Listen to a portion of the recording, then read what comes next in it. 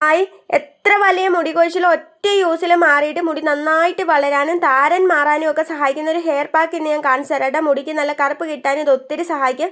ഈ ഒരു hair pack തയ്യാറാക്കാൻ വേണ്ടി നമ്മൾ എടുത്തിരിക്കുന്നത് 15 ചെമ്പരത്തിയില, ഒരു പിടി തുളസിയില, ഒരു പിടി കറിവേപ്പില, അതുപോലെ തന്നെ ഒരു തണ്ട് കറ്റാർവാഴയാണ്. കറ്റാർവാഴ എടുക്കുമ്പോഴത്തേനും കുറച്ച് സമയം ഇത് വെള്ളത്തിലിട്ട് ഇതിനെ മഞ്ഞക്കറ പോകാനായിട്ട് ഒന്ന് വെയിറ്റ് ചെയ്യണം കേട്ടോ. എന്നിട്ട് നമ്മളിത് നടുവേ പിളർന്നിട്ട് ഒരു സ്പൂൺ വെച്ചിട്ട് ഇതിൻ്റെ ജെല്ല് മാത്രം ഇതുപോലെ ചീവി എടുക്കാവുന്നതാണ്. ഇനി ഒരു മിക്സിയുടെ ജാറിലോട്ട് ഇതെല്ലാം കൂടെ നമുക്ക് ചേർത്ത് കൊടുക്കാം.